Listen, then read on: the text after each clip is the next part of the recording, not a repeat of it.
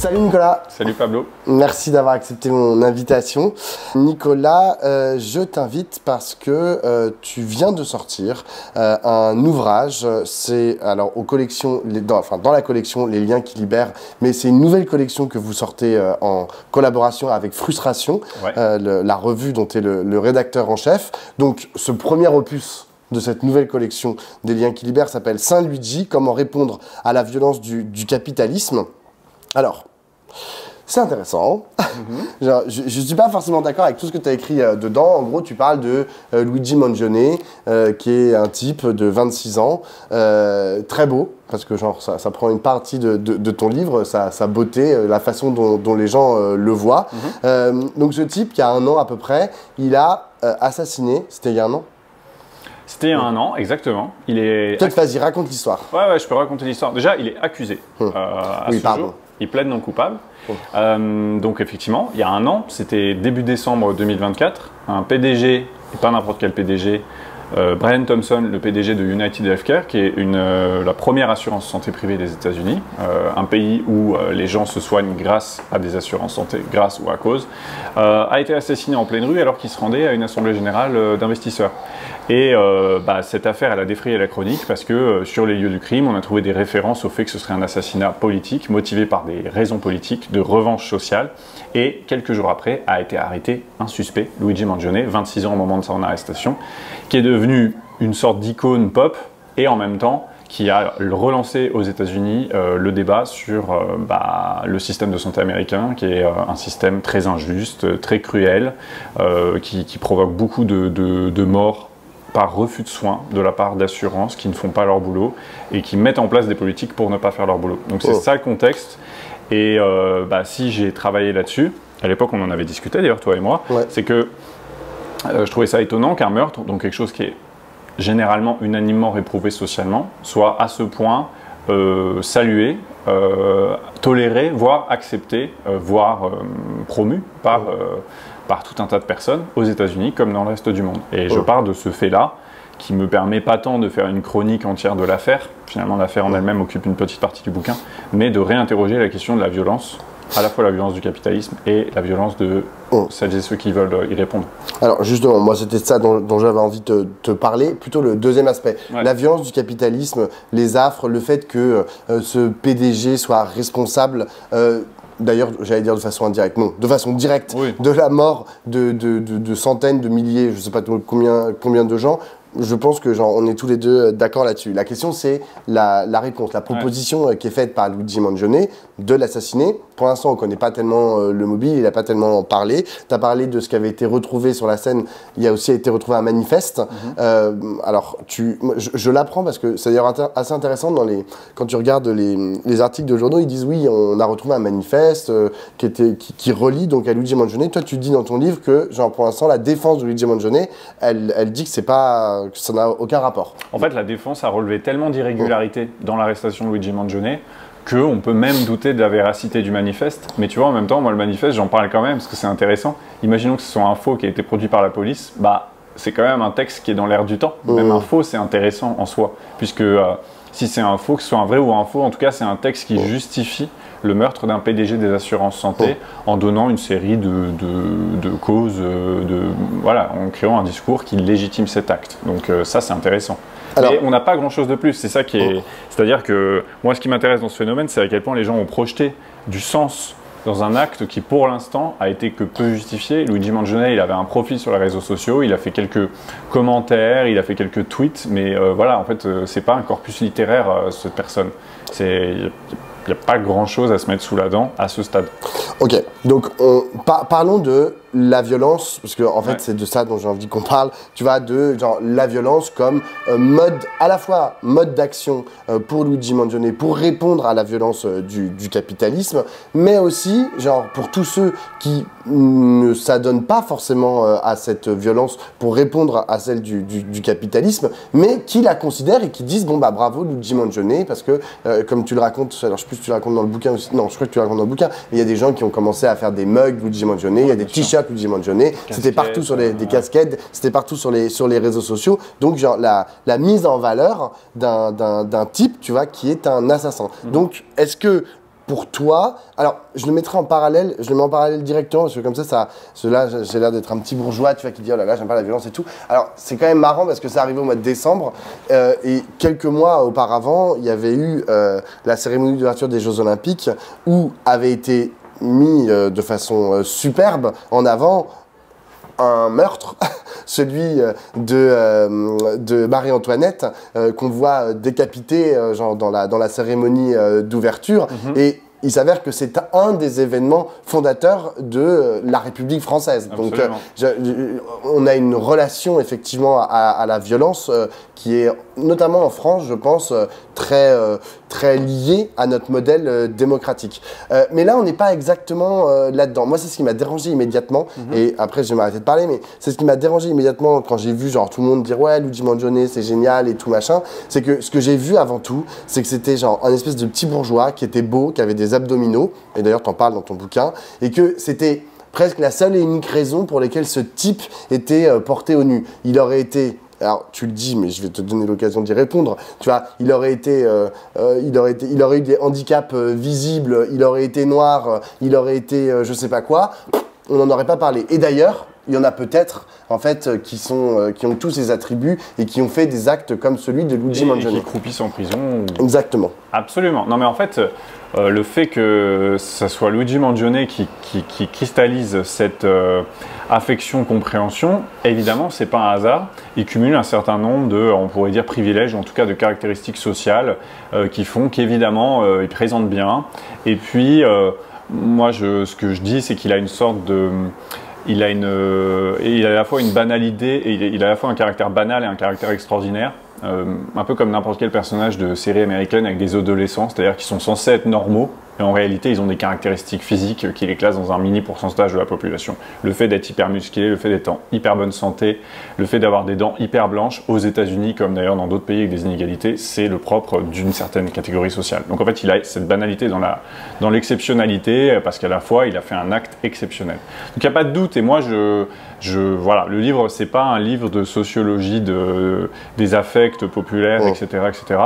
Par contre, je pense que en fait, la violence, et on pourra parler des autres formes de violence, qu'en fait, moi, dans le livre, je ne m'attarde pas non plus uniquement sur la question de l'assassinat. Moi, je dis ça remet en lumière la question de la violence et la question du rapport de force, c'est-à-dire comment on réplique à la violence du capitalisme. Et ce que je dis, c'est que globalement, on a eu une phase de pacification de nos réponses pendant 30-40 ans. C'est-à-dire que globalement, les forces qui traditionnellement s'opposent au capitalisme ont adopté des formes de plus en plus légales et de plus en plus pacifiques et de plus en plus, du coup, inoffensives. Donc globalement, la démonstration de force. On montre qu'on n'est pas content, on fait des grèves symboliques, on fait des sittings, on fait des manifestations, mais on n'est plus dans la confrontation directe. Et il se trouve que beaucoup de gens se rendent compte que ça a atteint ses limites, puisque ça n'a pas produit de résultat. Et que par conséquent, l'acte de Luigi, l'acte présumé de Luigi, s'il attire autant de sympathie, c'est précisément parce qu'il marque une rupture avec cette espèce de politesse de la réaction anticapitaliste ou altercapitaliste. C'est-à-dire que globalement, c'est la politesse et le pacifisme qui a dominé. Par conséquent, on se retrouve dans une impasse où la classe des ultra-riches et la grande bourgeoisie n'a jamais été aussi puissante. Et donc, forcément, son acte suscite une sympathie, mais qui n'est pas... Pour moi, je ne pense pas que les gens qui partagent des mèmes sur Luigi Mangione soient réellement partisans du meurtre. Voilà. Et moi-même, je ne le suis pas. Mais ils veulent, il me semble qu'il y a quelque chose de l'ordre de la bravade, de remettre sur le tapis le fait que les riches devraient avoir peur de nous, qu'ils n'ont plus peur de nous et que c'est un problème. Voilà. Oui, ça c'est ton grand truc, je te vois souvent écrire dessus, notamment là par exemple à l'aune du 10 septembre et de Bloquons tout, tu dis il faut trouver des formes d'expression en fait de notre colère, de tout bloquer pour faire peur aux classes dirigeantes, pour faire peur aux riches. J'entends, pourquoi pas, mais le problème, pour moi, c'est que, et tu l'as dit tout à l'heure, tu as dit le manifeste, par exemple, qui a été trouvé à côté de Luigi, peut-être que c'est une invention de la partie adverse, c'est-à-dire de l'État, tu vois, pour essayer de faire condamner Luigi Mangione sur des raisons politiques. Je mets ça en parallèle avec une interview, un micro là qui était tendu à Bruno Retailleau, donc notre ministre de l'Intérieur, ce matin, tu vois, qui disait, il parlait du 10 septembre, il disait, c'est vraiment, on est prêt prêts, tous les policiers sont prêts, etc. Genre, il n'y aura pas de bazar, il y aura de l'ordre. Et vous savez, on a mis autour de tous les points vitaux, les points les plus importants, il y aura une énorme présence policière. Je ne vous dis pas lesquels, il est face aux caméras, il dit je ne vous dis pas lesquels, mais vous savez, c'est très facile d'aller sur Internet pour voir lesquels c'est, tu vois. C'est comme s'il nous disait allez-y, allez taper les points vitaux, comme ça je vais pouvoir vous fracasser derrière. Et donc, moi, la question, c'est dans quelle mesure la violence on va dire des classes populaires, tu vois, pour lutte qui dit merde au capitalisme, dans quelle mesure elle n'est pas aussi utilisée contre elle par la bourgeoisie. On voit bien que Bruno Retailleau, la police, il cherche sans arrêt à essayer de susciter la violence des catégories populaires pour la filmer et après dire ah bah vous voyez, regardez comme ça, c'est des sauvageons. Cette théorie, elle existe depuis longtemps. Voilà, c'est souvent là le principal argument qui est donné par les forces modérées contre, par exemple, les casseurs ou les éléments violents en manifestation. On va dire, bah, vous faites exactement ce que le pouvoir veut, ce que BFM TV veut, qui va pouvoir filmer des poubelles en feu, etc. Bruno Retailleau, quand il dit ça, pour moi, il est dans l'intimidation. C'est-à-dire que lui aussi, il essaie de nous faire peur. Il sait très bien qu'il y a énormément de gens, notamment parmi les Gilets jaunes, qui sont traumatisés par la répression du mouvement de 2018, qui ont encore des traces physiques sur eux. Et donc, il essaie d'agiter cette peur-là. Et j'ai envie de dire, c'est de bonne guerre sociale. Hein, c'est-à-dire, les classes dominantes font ça. Elles essaient de nous faire peur en disant, si vous vous révoltez, ça va mal se finir. Et ça a toujours été comme ça. Moi, je ne pense pas que la bourgeoisie veuille ça. La réalité, c'est que la bourgeoisie française, comme ailleurs, elle a mis en place une série de recours légaux vers laquelle elle nous dirige en permanence. Donc à l'échelle du travail, ça va être le dialogue social, c'est viens parler, ma porte est grande ouverte, on va faire une réunion de consultation, etc.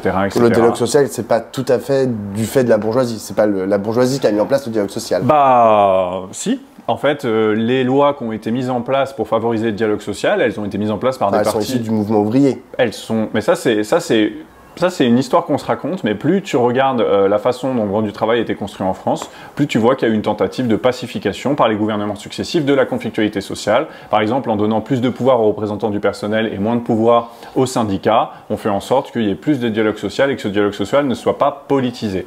Donc moi, ce que je vois dans le monde du travail, c'est que les instances de dialogue social qui ont été mises en place par des lois parfois sous des prétextes progressistes, en fait, permettent de silencier la conflictualité sociale, de l'intégrer dans des réunions, de créer des permanents syndicaux, des gens qui vont être coupés du terrain et qui, du coup, vont, plutôt que de bloquer ou de se mettre en grève, vont discuter des heures durant pour des résultats qui sont nuls. Parce que, globalement, la condition des travailleuses et des travailleurs français et ailleurs a réduit. Le dialogue social n'aide pas. C'est la conflictualité qui aide. Donc, en fait, la bourgeoisie transforme la conflictualité en dialogue qui s'avère être un monologue. Donc il y a des recours légaux qui sont mis en place. C'est aussi, à l'échelle d'un pays, ça va être aller plutôt vers les élections, aller plutôt vers la pétition, aller plutôt vers le courrier aux députés. Il existe des recours dont on essaie de nous faire croire qui peuvent nous permettre d'exprimer notre colère autrement. Sauf que les gens tirent des conclusions qui s'imposent et il se trouve que ces recours-là, en France comme ailleurs, ils sont très déficients. Ils ne permettent pas réellement d'exprimer cette conflictualité, pas réellement d'exprimer cette colère. Il y a un ensemble de filtres entre nous et le pouvoir politique qui fait qu'on n'a pas la main dessus. Donc c'est normal que les gens ils essaient d'imaginer d'autres solutions et le 10 septembre c'est une tentative d'imaginer d'autres solutions et non, la bourgeoisie n'encourage pas du tout à ça. Peut-être qu'un ministre de l'Intérieur ponctuellement va pouvoir bomber du torse en nous faisant imaginer une répression et que lui il en tire un certain plaisir, peut-être, parce que ça lui permet d'exister politiquement. Mais sinon, donc, quand tu vois la réaction de la presse mainstream, de la classe politique, etc., ils disent que c'est pas bien du tout de faire ça, qu'il faut pas faire ça, qu'il faut pas bloquer, qu'il faut plutôt soit manifester de façon déclarée et inoffensive, soit attendre que les partis politiques s'entendent pour nous trouver des solutions qui nous conviendraient. Oui, mais enfin, ça c'est aussi une tactique médiatique que de dire genre il ne faut surtout pas faire ça. Par exemple, ils ont fait ça pendant très longtemps avec une partie de cette bourgeoisie, comme tu l'appelles, a fait ça avec Jean-Marie Le Pen. Ah non, Jean-Marie Le Pen c'est horrible, tiens, si j'allais discuter avec lui pour dire à quel point c'est horrible, et ils ont fait monter genre Jean-Marie Le Pen alors qu'il le détestait, hein. Enfin, et qu'il, enfin, je n'avais pas de connivence particulière avec Jean-Marie Le Pen, mais ils l'ont utilisé comme un paramètre genre politique, notamment aux élections, et comme un épouvantail, etc. Enfin, bref, Ce que je veux dire, moi, moi je pense que le parallèle n'est pas bon, parce que la montée du RN, c'est établi qu'elle est là aussi par complaisance, par des espaces médiatiques qui leur sont donnés, par le fait que c'est les premiers qu'on je parle pas des mêmes époques, je parle de genre des années 80, tu vois. Genre, en tout cas, moi je ne crois pas ça. Je pense que non, ils ne veulent pas qu'on ait ces tentatives, ils ne veulent pas qu'on monte en conflictualité. Tout est fait pour éviter la conflictualité. Et surtout, évidemment, ils ne veulent pas qu'on assassine les gens, et ils ne veulent pas qu'on parle de violence, ils ne veulent pas qu'on parle de rapport de force. Et moi j'en vois des signes un peu partout.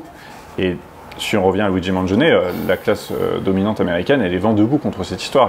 D'ailleurs, le fait qu'ils soient inculpés pour terrorisme, alors que même des meurtriers de masse dans des écoles aux États-Unis n'ont pas ce chef d'accusation-là, montre bien qu'il y a, pour eux, il a franchi une limite intolérable au-delà simplement du meurtre. C'est le meurtre d'un PDG, quoi. Et je pense que en France, c'est pareil, il y a des limites à ne pas franchir. La grève d'une journée, oui. La manifestation, oui. Le blocage, non. Et le sabotage, non. Et la désobéissance civile, non. C'était maintenant, il y a un peu plus de 9 mois, cet assassinat. Est-ce que tu arrives, bon, on est loin, on est en France, hein, mais est-ce que tu arrives à voir en fait des effets que ça a pu avoir dans la société américaine, au-delà des réseaux sociaux, hein? Oui, il y a eu des effets réels. C'est ça qui est perturbant. Je trouve, parce qu'en fait, moi, tu sais, quand ce meurtre a eu lieu et qu'on l'a couvert à Frustration Magazine, qu'on en a parlé, nous, on a été très prudents, parce que, historiquement, le terrorisme d'extrême gauche n'a pas produit d'effet positif pour la classe ouvrière. Ça a plutôt contribué, indirectement sans doute, mais ça a quand même contribué, enfin, en tout cas, ça a participé de la fin de la force du mouvement ouvrier dans les années 70-80. Donc, nous, on avait plutôt tendance à se dire, il va être érigé en martyr, et puis, de toute façon, ça produira aucun effet. En fait, ça a produit des effets étonnants. Bon, déjà, une peur de la part des assurances santé, qui ont infléchi leur politique. C'est le cas de United Healthcare. D'ailleurs, les actionnaires étaient un petit peu mécontents de voir que cette grande tendance au refus de remboursement de soins, elle s'est un peu étiolée en 2025. En termes médiatiques, ça a été très impressionnant, c'est-à-dire que, au-delà des réseaux sociaux, il y a eu des appels à témoignages dans tous les journaux américains pour savoir, voilà, vous avez eu affaire au système de santé, est-ce qui vous met en colère et pourquoi? Évidemment, il y avait énormément de réponses, des gens qui témoignaient, ton frère mort, après une prise en charge psychiatrique défaillante, tu reçois une facture de 10 000 $, etc. Et des enquêtes, je cite plusieurs enquêtes dans le livre, qui ont eu lieu en 2025, sur les pratiques de United Healthcare et de ses concurrents.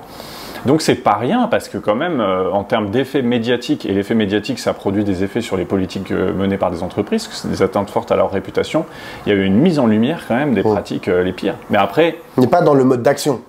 Il n'y a pas eu de... Enfin, je veux dire... Est-ce qu'il y a eu des... Parce que là, ce que tu dis, c'est... Genre, en fait, Luigi Mangione a mis le scope sur un sujet qui était les assurances santé. Et donc, du coup, derrière, il y a eu des conséquences, tu vois. Mais est-ce que son mode d'action en soi, lui, a eu des conséquences, tu vois? Non.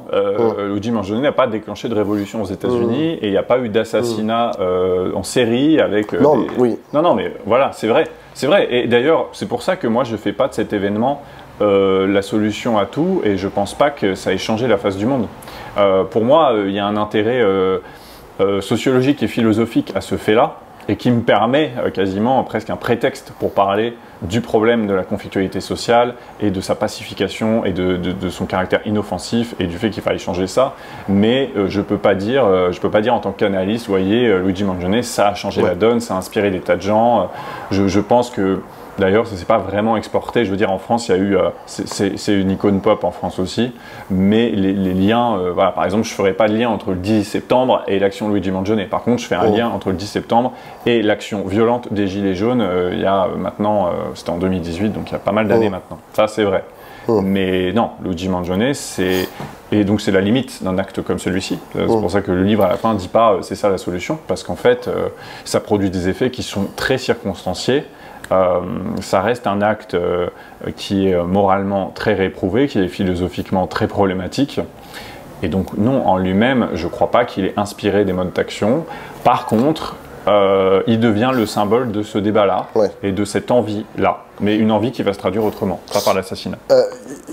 C'est un truc que tu effleures à plusieurs moments dans le livre, le fait que, en gros, il soit j'ai utilisé un terme qui est un peu bizarre, mais qui est un loup solitaire. Non, mais en gros, qu'il soit tout seul dans son coin, qu'il ait jamais appartenu à aucune organisation politique, il ne se réclame pas, nonobstant le manifeste et puis quelques autres trucs, tu vois, il se réclame pas d'un mouvement organisé dans le bouquin tu dis, contrairement par exemple au mouvement violent d'extrême gauche des années 70, genre il est pas, cet assassinat n'est pas l'aboutissement en fait d'une réflexion mûre, donc qu'est-ce que de ça, qu'est-ce que tu en tires? Parce que moi, j'avoue que c'est ça qui m'a posé le plus de problèmes, tu vois. Que des gens, à la fin d'une longue réflexion, etc., tu vois, arrivent au truc que bon, bah, va falloir qu'on lui coupe la tête, en fait, au roi, parce que genre, on n'a pas trop le choix. Ça a pris du temps, hein, avant de décider de couper la tête au roi, tu vois.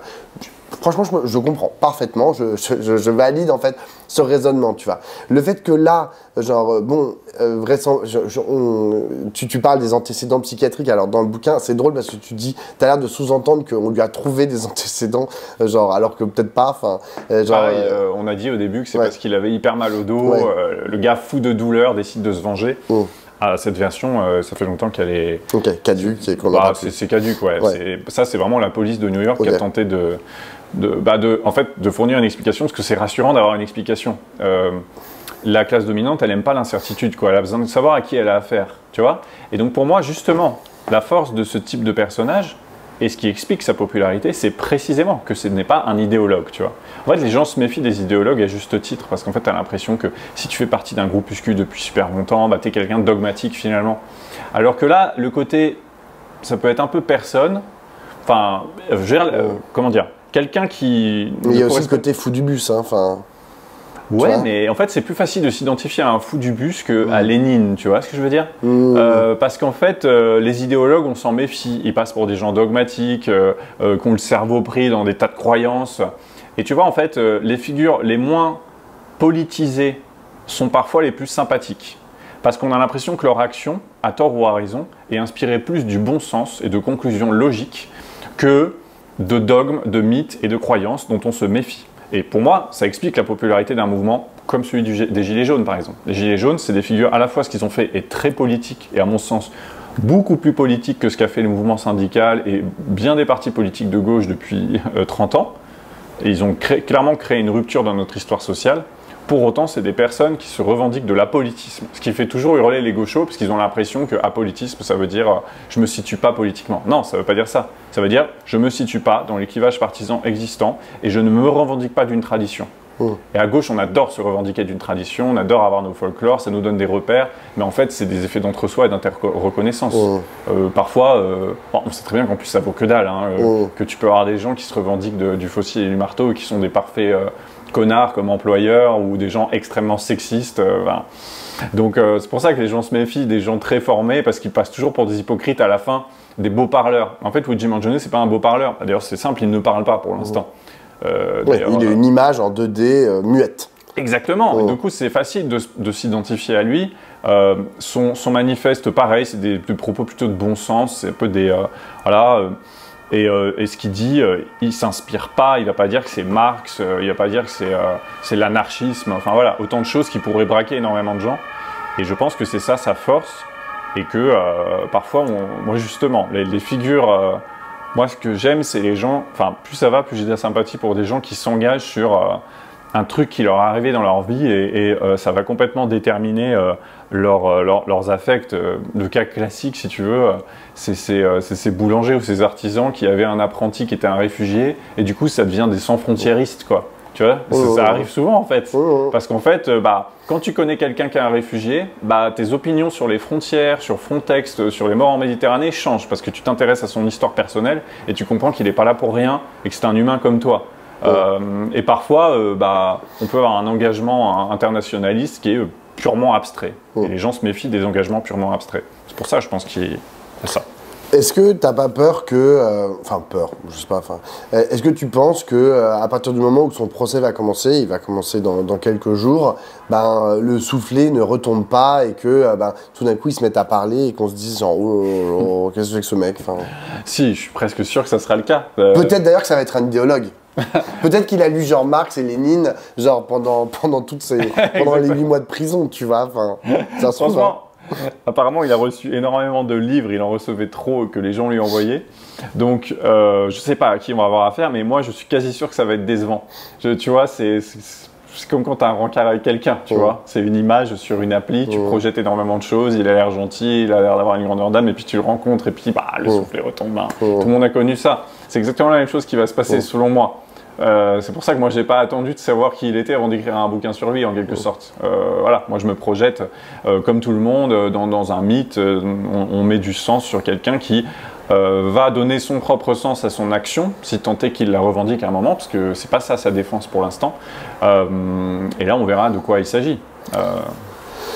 Par rapport à cette violence dont tu parles contre le capitalisme, j'ai toujours un doute dans la mesure où aujourd'hui j'ai l'impression que les États sont devenus surpuissants par rapport notamment, si on reprend l'exemple de la Révolution française, où l'État était plus ou moins défaillant à l'époque de Louis XVI.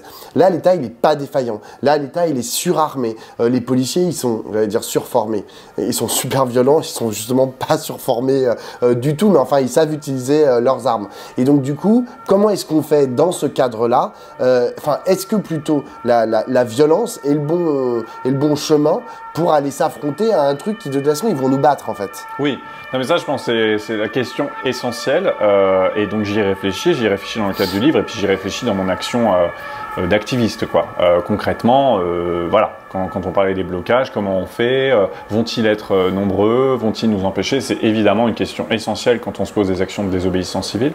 Moi, là-dessus, j'ai deux réponses. D'abord, il faut se méfier des effets d'affichage de la part des États autoritaires, parce qu'on est dans un État qui a un fonctionnement assez autoritaire. On a un ministre de l'Intérieur, par exemple, Bruno Retailleau, qui joue énormément là-dessus, c'est-à-dire qu'il est perpétuellement dans la démonstration de force. Je ne sais pas si tu te souviens de cette photo où il était avec un chien, on le voyait à côté d'un chien policier qui hurlait. La photo était flippante, elle a été prise d'en bas. On voit que c'est quelqu'un qui bombe du torse en permanence, qui est là pour nous dire de toute façon, je vous écraserai la gueule, quoi, globalement. Et là, il continue de faire la même chose. Mais là-dessus, il y a aussi des effets, si tu veux, de démonstration dont il faut se méfier. Il faut éviter de se laisser fasciner et tétaniser par la puissance de l'adversaire. C'est normal qu'ils mènent une guerre psychologique contre nous et essayer de montrer qu'ils sont plus puissants qu'ils le sont. Et pour ça, je m'appuie sur deux choses. D'abord, sur la comparaison historique.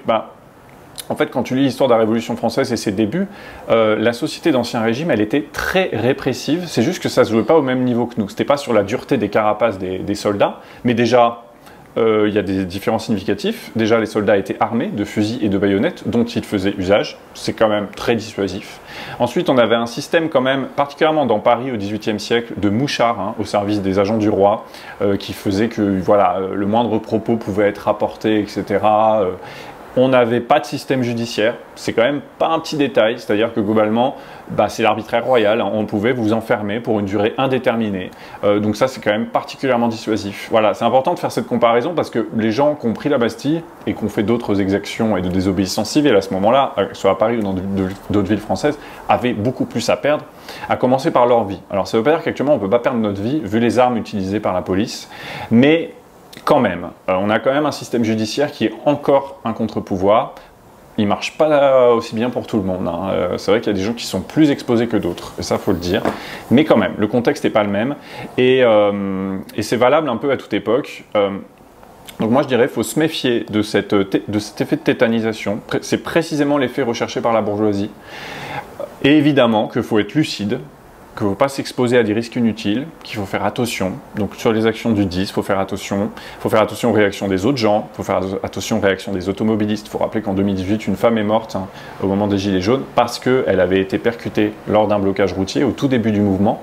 Donc évidemment qu'il faut être prudent, il faut être protégé juridiquement, il faut se former un minimum, il faut avoir le numéro d'un avocat. Enfin voilà, c'est des choses qui sont importantes de rappeler. Effectivement, il ne faut pas y aller la fleur au fusil, mais si on parle spécifiquement du 10 septembre et des aspects stratégiques liés à ce genre de mobilisation, moi je crois beaucoup à l'éclatement des forces policières, c'est-à-dire que quand tu concentres toutes tes forces militantes, par exemple sur Paris, ce qui a été fait sous les Gilets jaunes, et qui d'ailleurs a produit des effets très ponctuellement. Il y a eu quand même une perte de contrôle de la part de l'État en 2018. Ils le disent eux-mêmes, ils ont failli perdre le contrôle sur les journées de décembre et ils se sont vite repris en main. Moi, je pense qu'un mouvement comme le 10 septembre, et c'est ce qui semble se dessiner, c'est en fait son éclatement géographique dans la moindre petite ville qui va faire que la police française, aussi nombreuse, aussi armée soit-elle, ne pourra pas envoyer des blindés dans chaque village, quoi. Et ça, je pense que c'est un avantage stratégique non négligeable et que c'est ça qui potentiellement peut les effrayer. En tout cas, les renseignements territoriaux dans leurs notes qui ont fuité aux médias, opportunément ou pas, je ne sais pas quelle est leur stratégie là-dessus, ont tendance à penser que ça va être ça le problème. J'ai une dernière question qui a trait au 10 septembre et qui a trait aussi à ce que tu dis dans le bouquin. À un moment, tu dis oui, on a essayé de nous faire croire que que ça soit en Inde, le mouvement contre la colonisation britannique ou aux États-Unis, le mouvement contre la ségrégation raciale, étaient des mouvements uniquement pacifistes, alors qu'en fait, pas du tout. Il y avait aussi un pendant violent qui était porté par d'autres que les figures pacifistes. Tu as tout à fait raison. Toi-même, quand on regarde ce que tu dis, par exemple, à propos du mouvement du 10 septembre, parce que tu es très actif sur les réseaux sociaux, tu passes ton temps, à taper sur la CGT, sur les partis, alors ils sont nuls, alors la CGT, elle dit que c'est nébuleux, alors ils sont nuls, genre ils font tout à l'envers, non, d'accord, ok. Mais est-ce que tu penses que, par exemple, les Black Panthers, ils passaient leur journée à taper sur Martin Luther King, je ne pense pas. C'était pas son problème, je veux dire, ils menaient leur action violente, en parallèle de l'action de Martin Luther King, mais ça avançait ensemble. Donc ma question c'est, pourquoi est-ce que tu passes ton temps à taper sur la CGT? Tu vois, historiquement, c'est pas ce que tu dis est faux. Historiquement, il y a eu des conflits énormes. Oui. On parle de trucs bien pires. À côté, nous, c'est tranquille. Hein. Nous, c'est par tweet. Hein. On parle de gens qui se tapaient sur la gueule pour des divergences stratégiques, voire qui se tuaient. Hein. C'est quand même ça, l'histoire des révolutions, l'histoire de l'anticolonialisme, etc. C'est des conflits stratégiques extrêmement violents. Et moi, je suis bien content qu'on n'ait pas des conflits aussi violents physiquement. Et ils sont violents verbalement et encore. Je veux dire, et encore. Nous, on essaie toujours, à Frustration, par exemple, de savoir qu'il y a bien... par exemple, hein, tu parles de la CGT, ce qui se passe à la CGT est très intéressant. Il est clair que les militants que moi je fréquente dans ma ville, par exemple de l'Union départementale Charente-Maritime, sont sur une ligne très différente de leur direction et essaient de trouver un compromis. Et ils ont trouvé un compromis, par exemple à la CGT. C'est-à-dire à la fois ils appellent au 10 et en même temps ils n'ont pas froissé l'intersyndicale en appelant au 18. Et donc... Ce qui est normal, je veux dire, en fait, pour moi si tu veux, d'abord, la CGT, c'est une confédération de syndicats. Hein. Voilà. Non, mais c'est vrai, c'est important de le rappeler. Parce qu'en fait, on est tellement habitué à avoir des partis centralisés que quand il s'agit des syndicats, on applique la même grille de lecture, alors qu'en fait, on voit qu'il y a des fédérations, elles ne sont pas toutes d'accord, elles n'ont pas les mêmes tendances politiques, etc. Tout ça est vrai. Non, moi je dirais qu'il ne faut pas confondre le conflit et l'agression. Nous, à Frustration Magazine, on crée un débat stratégique sur quelle est la meilleure chose à faire pour établir un rapport de force avec un gouvernement ou avec une classe politique, avec une classe sociale.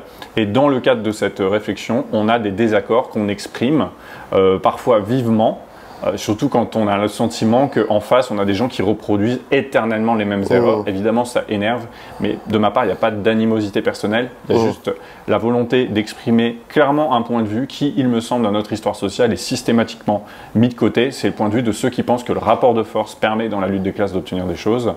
Et je n'ai pas d'animosité particulière, si ce n'est quand... effectivement, de l'autre côté, parce que c'est ça le problème, à la limite, on peut se dire chacun sa stratégie, on verra qui obtient les meilleurs résultats, mais non, on a aussi de la part des partis politiques de gauche, de la part des syndicats, des tentatives toujours de silencier, de neutraliser leurs franges les plus radicales, et donc évidemment, moi je me bats contre cette neutralisation, qui est aussi parfois une neutralisation intellectuelle, qui consiste à nous faire passer pour des débiles, pour des fous, on nous dit qu'on veut le grand soir, alors que le grand soir n'a jamais été au programme, même le mot même de grand soir, ça c'est dans un article à venir de Clément Sénéchal, c'est historiquement créé par les conservateurs, les réactionnaires en France pour se moquer du mouvement ouvrier.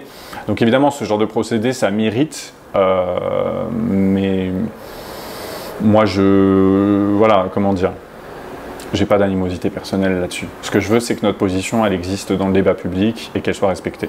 En fait, j'ai une toute dernière question. Dis-moi. Tu vas faire quoi le 10 ? Ah, concrètement. Le 10 septembre, ouais, concrètement, ouais. Parce que moi, j'ai pas très bien compris. Bon, je vais faire des trucs. Je pense que je vais sortir dans la rue et j'ai compris qu'il fallait pas que j'utilise ma carte bleue. Et après, je vais me balader dans la rue, tu vois, et je vais essayer de voir genre ce qu'il faut faire parce que il y a un point de ralliement à République, mais on m'a dit non, faut surtout pas aller à ce point de ralliement parce que genre ça c'est le truc classique. Alors ok, d'accord, je vais pas au point de ralliement, tu vois. Mais du coup, bon bah je vais me balader. Enfin, je sais pas encore ce que je vais faire. Franchement, dans le cas de Paris, je trouve que c'est compliqué. Non mais toi à Sainte. Voilà, dans le cas de Paris, c'est compliqué parce que justement Paris est tellement imprégné des modes d'action traditionnels que je comprends que ce soit difficile de faire autrement et je comprends que le réflexe, ça soit de la République. Et je m'excuse si parfois je dis non, faut pas aller à la République parce qu'en fait, faut pas refaire et Nuit debout et la marche République-Vaccination. Non, moi je suis dans une petite ville qui, selon les notes des renseignements territoriaux, sont très concernés par ce mouvement-là, et c'est vrai, où en gros le plan c'est d'aller bloquer les flux logistiques qui alimentent cette ville et ses pourtours, pour que le patronat local et les intérêts économiques locaux soient pris à la gorge financièrement et demandent au gouvernement d'arrêter ce foutoir, parce que c'est souvent ce qui se fait. Donc c'est exactement ça que je vais faire, et en coopération avec les forces locales, que ce soit la syndicale, la CGT, que ce soit la Confédération paysanne, qui dans notre région fait beaucoup pour le bien commun, vu les ennemis qu'elles ont. Donc toi tu comptes, vous comptez à Sainte bloquer pendant un petit bout de temps quoi? Oui. Pas de bloquer juste de 14 à 18 quoi. C'est ça l'objectif en fait. Mais d'ailleurs, je le dis, mais c'est pas simple. Hein. C'est-à-dire comment tu fais d'une action symbolique, parce que les blocages, il y en a eu par le passé, mais souvent c'est symbolique. C'est genre, allez, on va bloquer un périph', une rocade pendant 1 heure, puis ensuite on s'en va. Là, l'idée c'est de faire durer. Et je pense que sous le mouvement des Gilets jaunes, ça a été fait parfois, hein, donc c'est ça l'inspiration, mais l'idée c'est de faire encore mieux. Donc vraiment des actes de désobéissance civile, et il y en a d'autres qui sont prévus. Voilà, je ne vais pas tout dévoiler notre stratégie, mais c'est un plan en plusieurs étapes. Surtout si Bruno Retailleau regarde. Exactement. Non, mais l'idée c'est... Il sera plus ministre de l'Intérieur de toute façon. Nous, on est assez pragmatique, c'est-à-dire on verra combien on est, on verra ce qu'on peut faire, on a une série d'idées en tête, on a une série de points où aller, et on verra jusqu'où on peut aller et combien de temps. Et évidemment, le but, c'est de faire le maximum pour essayer de reprendre la main sur le cours de notre histoire, à l'échelle locale et au niveau national, quoi. Merci beaucoup Nicolas, et on se retrouve, bon, même si toi tu seras à Sainte et moi je serai à Paris, tu vois, mais on se retrouve genre dans la rue le 10 septembre. Avec plaisir.